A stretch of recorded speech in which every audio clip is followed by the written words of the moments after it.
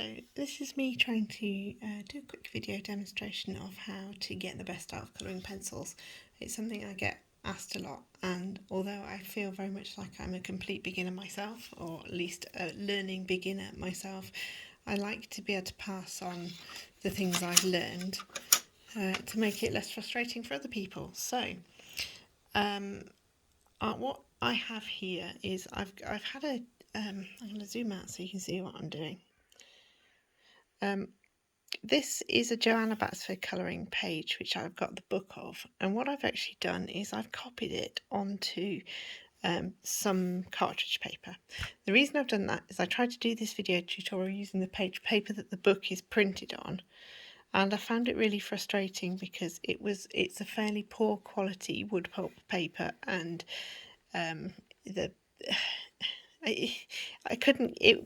didn't have what you call the right tooth to hold on to colouring pencils, and actually I find that it's in a surprising number of colouring books. So do not be afraid to copy your book onto a piece of paper, and choose your paper for how it works too. So this is cartridge paper. I actually like a nice smooth surface for colouring pencils. Other people prefer something with a bit more of a texture to it so that it sort of grabs hold of the pencil dust and holds onto it, but I like it on the smooth side. So this is just artist cartridge paper.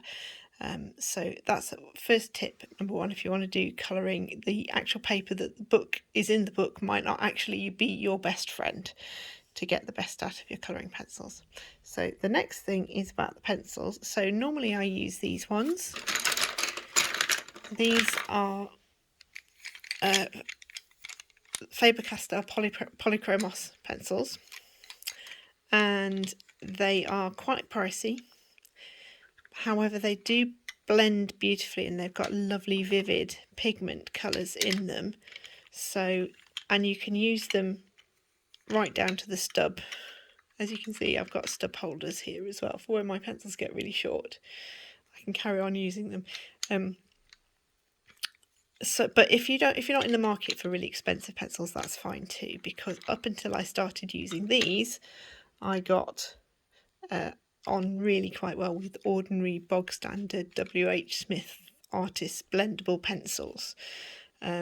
Always go for the blend. If ones that say that they're blendable, go for those rather than trying to do anything with water soluble ones, because they're always a bit of a compromise. You'll never get proper painting experience with a pencil crayon, and you'll never get proper pencil crayon blending with it if it's supposed to be used with water as well. So I just go all in for blending, and you'll be able to layer and blend and get that really nice smooth effect that you're after.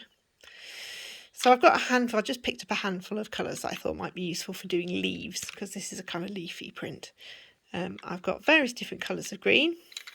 You'll see I've got some greys in there as well. There's a couple of really dark greys. This is a grey that I use a lot. It's called Payne's Grey. There's a sort of warm mid grey and some lighter pencils as well. So I've also got cream and a very light grey and white. And you see my white is my really short pencil, and there's a good reason for that. It's because I use quite a lot of it.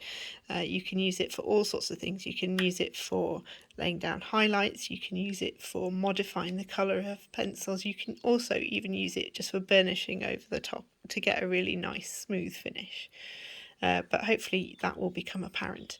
So what should we start with? Let's zoom in on this and see where we land. Okay, this is a nice one.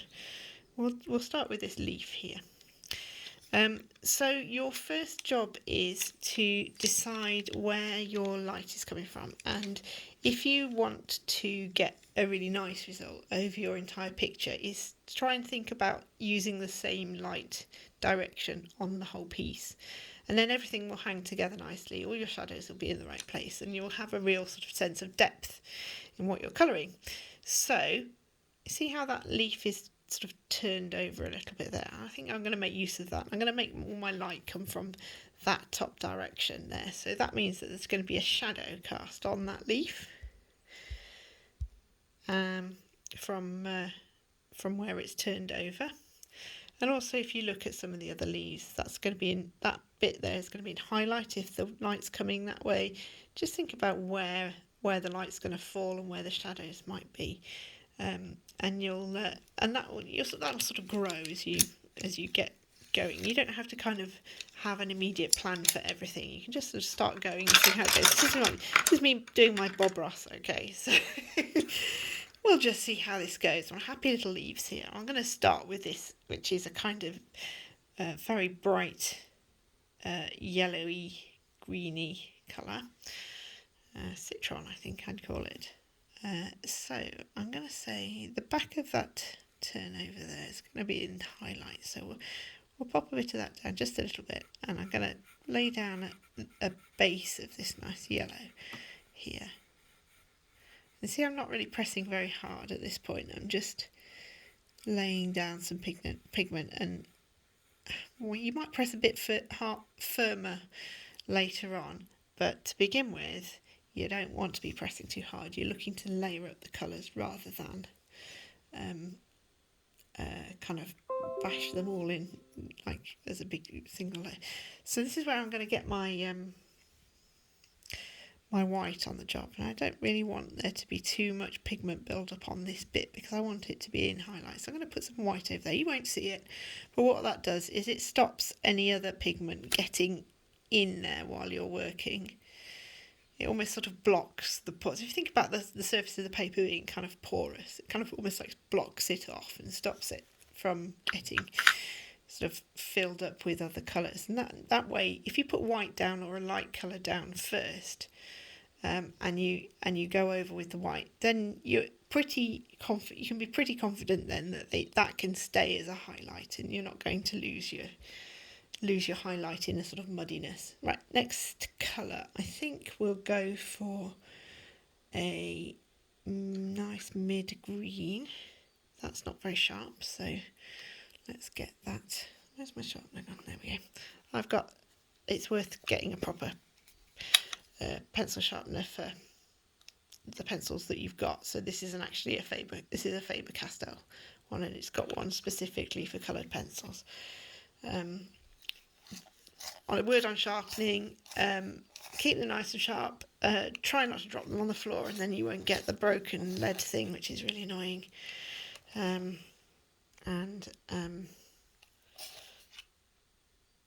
Just sharpen every so often. You can sharpen with a knife if you prefer, if you like to get different shaped chisel tips on the pencils, but I'm too lazy. So I'm going to call that a bit darker there. And I'm going to say that this side of the leaf is going to be darker than the other side. So I'm going to put that down there. Put that bit of shadow there. Start to think about the depths of the colours. Okay, so getting some green now. And now I want something a bit more olivey coloured. So this is, at the moment it's a bit kind of acid green, isn't it? So this is, what do you call this? Chromium green opaque. Okay, it sounds promising. So I'm going to go around where I want it to be a little bit darker. So I'm going to call this vein down the middle, make a bit of a shadow there, and a shadow where that turnover is happening. So I'm going to be working quite a lot just here because that's where the shadow is going to be. And the shadow will be picked up and taken down any veins or whatever you've got on there. There'll be some shadows of some veins on this side as well.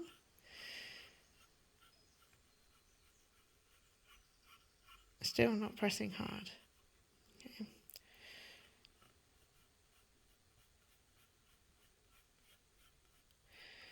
There we go. Starting to look a bit more leafy now. I'm going to put a little bit of that olive on this bright bit here, just to tone it down a bit. Okay, get a bit more sharpness on that so I can go in and get some more details in.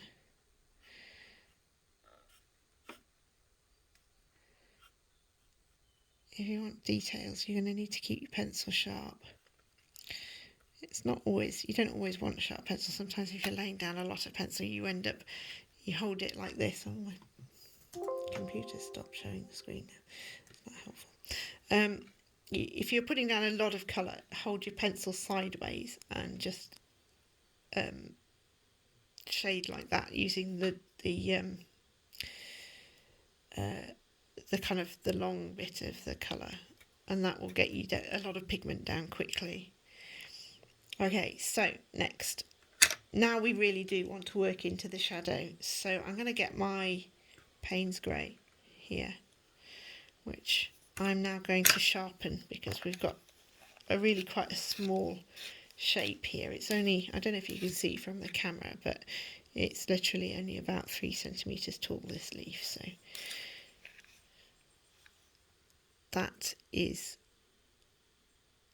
pin sharp at the end. Right, so think about your shadow, where it's falling. Think about which is the dark side of your leaf, and whereabouts the shadows will be falling if the light's coming from this direction.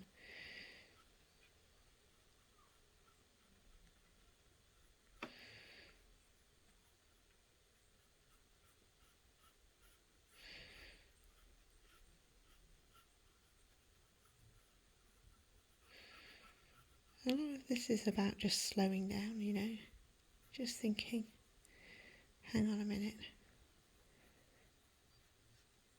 what would a real light leaf look like if it was curled up like this?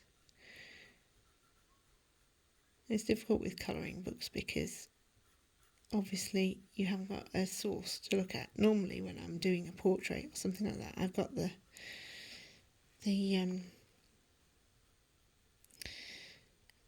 original to look at, and then I can just copy. That's great. So there we go, we're starting to get I'll put a little, some more detail in there.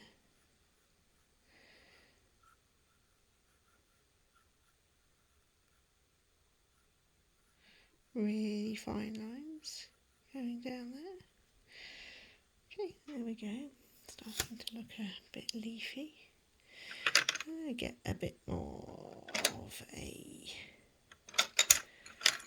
nice bright green on there. I'll start finishing off the colour now. So I've got my shadows in, I've got my highlights in.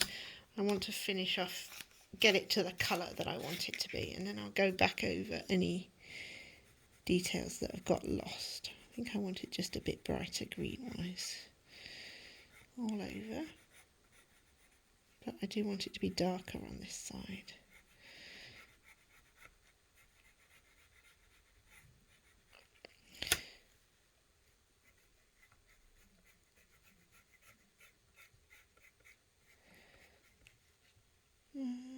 So think about where the veins go. When you've got a turnover like this, they're travelling in this direction. So when the leaf turns over, the veins are going that way.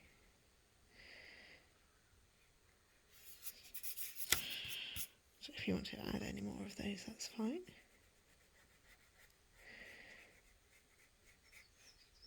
Okay, good.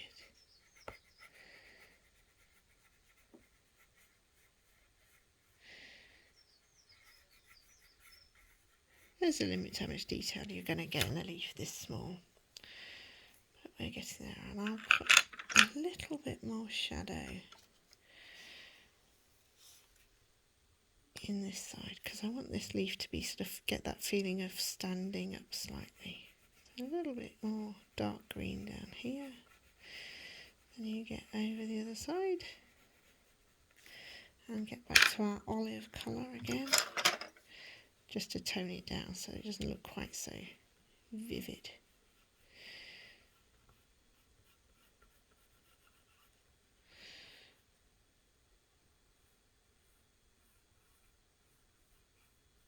Let's put the olive down on top of this. Now remember we put some white down here, so that the darker colour just doesn't take as much, which means that this then stays a lot lighter. Let's get some veins on this side of the leaf. Oh, I feel like Bob Ross. It's great, this. I thought this is going to be really terrifying, this whole video tutorial thing. I'm putting it off and putting it off. So this is like a practice for me starting to do some more online video tutorials for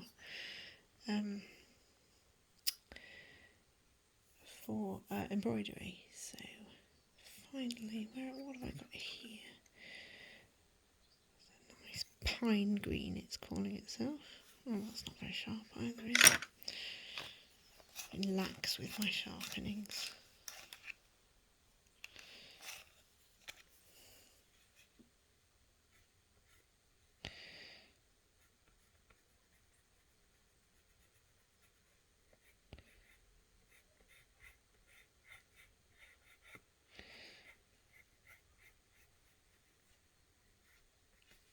Right, I think that's just about it. You don't want to overwork a little simple leaf like this.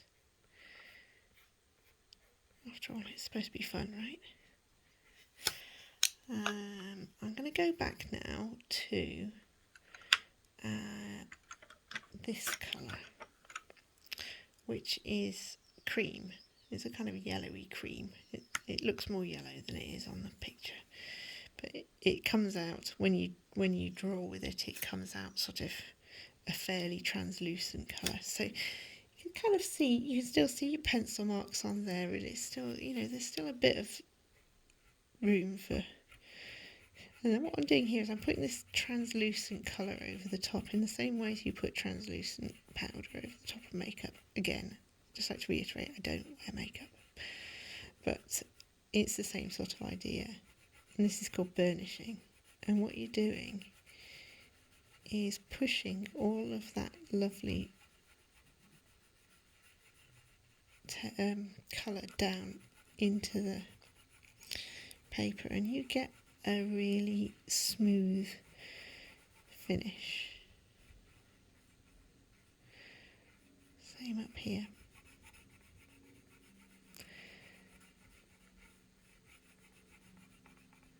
And then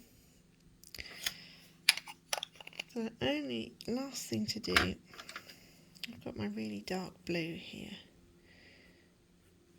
Again, I'm going to sharpen it.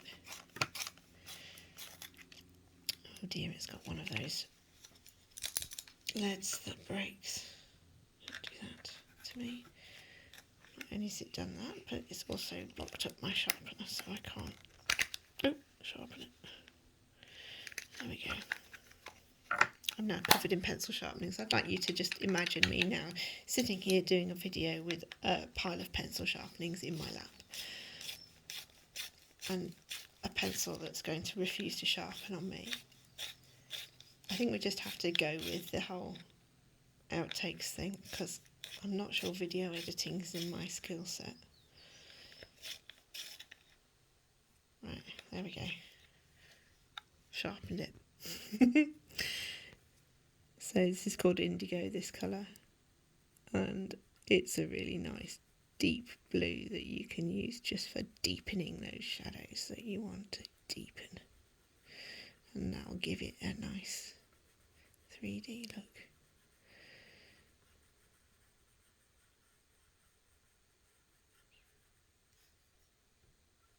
Now you can use it just to put in a few tiny details as well. Now if you've gone over the lines, don't panic. Or if you've done something you don't like, don't panic. What you need is a nice rubber. So this is a Derwent Artist's Eraser. You can see it's been well used because rubbing out is a fact of life. What I tend to do when I get, it's a nice soft eraser, this one, I really like it. It's really good for using with colouring pencils. What I tend to do actually often is use a craft knife to just slice off a triangular bit or a square bit and sharpen that into a point so that I can get right into the small bits. And the other thing that I have, which is one of those things that you don't know you need until you've got it. This is a Derwent battery operated eraser, and in the end it's got a little, the tip is a little fine rubber. It's got a button, you turn it on and it oscillates that rubber there, and it's got a nice sharp edge to it, so you can get right in there and zoom in. If you've got any bits going around the edge that you don't like, they're gone. And that's especially another good reason for using really good quality paper, is it just gives you the option to rub out a lot more. And the other thing that you can do with one of these is, if you decide later that you want a bit more in the way of highlight along the edge of a leaf or something like that, you can just work into where you've just piled up all that pigment. Take some of it away. It's up to you if you like that sort of thing. You just get a bit more highlights along the leaf, so it just gives you the option. Right, so that's gone off again now, so that's not helpful. If I zoom out, you get a better idea of what that leaf that I've just done looks like.